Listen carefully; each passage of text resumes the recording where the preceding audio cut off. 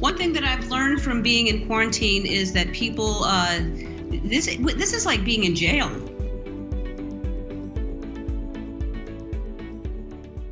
Number 10, Dax Shepard, Late Night with Conan O'Brien. Beloved comedian Dax Shepard has often discussed his struggles with substance use disorder, and a 2004 appearance on Late Night with Conan O'Brien marked an important turning point. Shepard entered in an over-the-top way, falling over his chair and accidentally damaging a table. Yeah, and I think it might have been... It seemed like harmless horseplay until Shepard spent the interview randomly going off topic. Seemingly recognizing the problem, Conan O'Brien banned the actor from his show for a time. While this didn't greatly affect Shepard's career, it soured his reputation. A lot of union members in the audience. Yeah, the John... UAW! Let's hear it for the UAW! John Hardy's coming up. He now looks back at the incident as a moment that reflected the danger to more than just his professional life. I flew all the way out here. You did not. I got bit by a cobra, I broke the coffee mug, and now I'm leaving? Shepard has spoken candidly about his recovery journey in the years since, and has been welcomed back by O'Brien. Number 9, Chris Harrison, Extra. The Bachelor has faced much controversy through the years. Nobody thinks about me, Joe. Host Chris Harrison essentially stood by the show at every turn, but came under fire in 2021. He appeared on Extra to address contestant Rachel Kirkconnell's attendance at a college ball that has historically romanticized the antebellum South. Is it a good look in 2018 or is it not a good look in 2021? It's because not there's a a big good difference. look ever, because she's celebrating Well, the Old South. Harrison's lengthy response crudely defended Kirkconnell, excusing her actions, while basically brushing off the racism embedded in the event. The woke police is out there, and this poor girl, Rachel, who has just been thrown to the lions. I don't know how you are equipped, when you have never done this before, to be woke enough, to be eloquent enough, to be ready to handle this. And my guess is this woman needs a little time.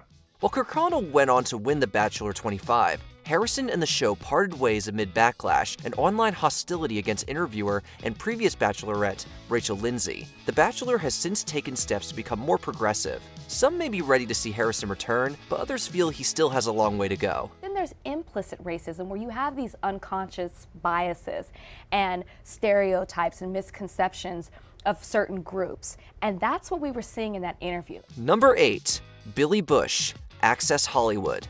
Billy Bush lost the gig as a Today host just a few months after getting it. NBC News announced last night that Billy Bush would be leaving the Today Show effective immediately. With the 2016 U.S. presidential election heating up, the public discovered tape from Bush's 2005 interview with Donald Trump for Access Hollywood. And when you're a star, they let you do it. You can do anything. Whatever you want. On it, Trump discussed women in a sexually graphic and disturbing manner. Bush, for his part, chuckled and went along with it, which, needless to say, did not fly. You know Billy Bush? Hello, nice to see you. How you doing, Ariane? The comments soon became a blight on his character. While the tape didn't prevent Trump from winning the election, it did cost Bush his position at Today. He has since expressed remorse and become the host for Extra. Still, it's an example of how the past can catch up to TV personalities not running for office. Number 7, Kathy Griffin, The View. Most people know Kathy Griffin can get harsh. You talk about folks, and because I was in the audience when you talked about me, and, and everybody laughed except me. The same edgy and confrontational comedy that made her famous has gotten her banned from multiple shows through the years. Dr. Maya Angelou is there, who I find to be insufferable, and but also a national treasure. We can't even get into all the different cases here, but she's notably been barred from appearing on The View several times. On one occasion, she and Elizabeth Hasselbeck became involved in a tense on-air discussion after the latter began criticizing the comedian's methods. Griffin fought back, which didn't sit well with Hasselbeck. You've said things about people here that are A, untrue, and B, not so funny. So do you ever feel weird, like them coming here, say, and sitting here, and you kind of, you know, promoting things? Actually, this moment is what I live for, so bring it. Now, many people sided with Griffin on this one, but nevertheless, this reportedly ignited something of a feud between the pair. More importantly, Griffin claimed the incident got her banned from the show. Number 6, Megyn Kelly. Megyn Kelly Today. After being praised for helping to expose a culture of harassment at Fox News, Megyn Kelly faced controversy in NBC's daytime lineup. Megyn Kelly Today was criticized for its host's awkward personality and commentary. After roughly 1 year on the air, Kelly went way too far. Fair warning, I'm a little fired up over Halloween costumes this morning. Have you seen it? I mean, truly, political correctness has gone amok. Participating in an all-white discussion panel on appropriate Halloween costumes, she brushed off blackface as a modern controversy. You do get in trouble if you are a white person who puts on blackface on Halloween, or a black person who puts on whiteface for Halloween. Like, back when I was a kid, that was okay as long as you were dressing up as like a character. She even equated it with whiteface. Though she apologized for disregarding the historical harm of this racist practice, the backlash was swift and got the show the wrong kind of attention. Well, I was wrong, and I am sorry. One of the great parts of sitting in this chair each day is getting to discuss different points of view. Sometimes I talk and sometimes I listen. And yesterday I learned. Megyn Kelly Today was promptly canceled before Halloween, with NBC later firing Kelly in January 2019. While she now notably has a podcast, we've been seeing much less of her lately. Number 5. Piers Morgan, Good Morning Britain. Piers Morgan has been at the center of many scandals due to his controversial journalism and hosting style, but he couldn't entirely bounce back from his take on Meghan Markle and Prince Harry's Oprah interview on Good Morning Britain. His allegations that the Duchess was exaggerating her traumatic experiences with racism and mistreatment within the royal family sparked an uproar. You're prepared to let that bombshell just lie completely unanswered, so that we now have to think it could be any one of the royal family that was apparently racist about the skin colour of your child. Morgan soon resigned from the show, purportedly in defense of free speech. The scandal was so great that Sharon Osbourne and The Talk parted ways after she aggressively defended her friend. Morgan has since largely been pigeonholed in conservative media, with fewer filters and viewers for his divisive opinions. Let me finish. What colour could your baby be? Is there a difference between that question phrased in that innocent, perhaps, way, and somebody doing it in a tone that says, well, how dark is your baby going to be? Well, I think, in a derogatory, perhaps racist tone. Exactly. Despite a still loyal following, his behavior has made him less of a voice for the masses. I'm not taking anything they said at face value, I'm afraid. I think it's completely self-serving. Number 4. Tom Cruise, Today. Tom Cruise made headlines during a promotional tour for 2005's War of the Worlds. Is there any fear in your part that what happens personally overshadows the movie? No, it never does. Now, his euphoric interview with Oprah Winfrey was probably his most memorable stop. We've never seen you behave this way before. I know. Have you ever felt this way before? But the Today Show was the most disastrous. As a Scientologist, the actor strongly opposes psychiatry and its treatments, so Matt Lauer bringing up Cruise's public criticism of antidepressants and of Brooke Shields' use of them led to a heated argument that derailed the interview. It's very impressive to listen to you because clearly you've done the homework and you know the subject. And you should. And you should do that also, because just knowing people who are on Ritalin isn't enough. You should be a little bit more responsible in knowing I'm not prescribing Ritalin, Tom. In turn, the incident damaged the charismatic public persona people had come to associate with the actor.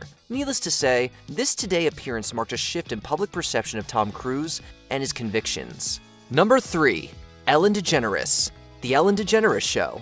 Ellen DeGeneres was known as one of the most lovable personalities on daytime television, but a disconnect between her and her audience became apparent amid the COVID-19 pandemic. During lockdown, Ellen broadcast from DeGeneres' lavish home, which she at one point jokingly compared to a prison. One thing that I've learned from being in quarantine is that people, this is like being in jail. Now, people can relate to feeling trapped in quarantine. Still, many felt that DeGeneres' comments were offensive given the links she drew, combined with the fact that she didn't acknowledge how comfortable her so-called prison is. It's mostly because I've been wearing the same clothes for 10 days and everyone in here is gay.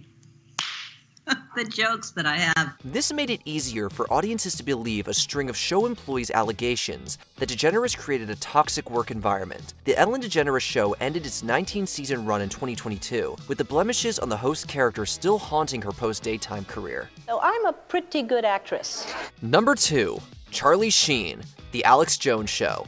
There was a time when Charlie Sheen was TV's highest-paid actor as the star of 2.5 Men.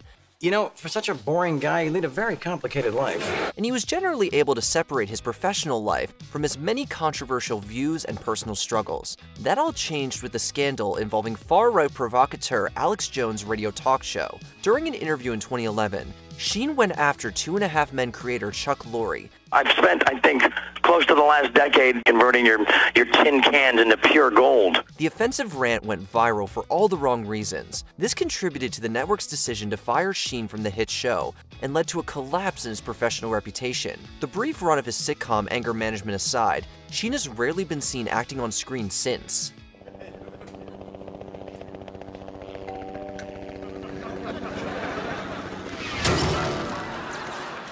Number 1. Paula Deen. Today, in 2013, a discrimination lawsuit led to the revelations that Paula Deen had used anti-black language and recounted wanting to plan an antebellum plantation-themed wedding. I want to learn and grow from this. Inappropriate, hurtful language is totally unacceptable. The scandal itself was bad enough, but Deen's responses made it worse. More specifically, her appearance on Today arguably finished off her reputation. I've had to hold friends in my arms while they've sobbed because they know what's being said about me. After postponing the interview, she ended up using the appearance to deflect. People felt like she was trying to play the sad victim, and many weren't buying it. Today was just the most high profile in a series of disastrous missteps that cooked the chef's brand, while several companies distanced themselves from her in the aftermath. Deen remains a prominent personality in Southern cooking, but her lower profile shows that she's not to everyone's tastes. Please forgive me for the mistakes that I've made.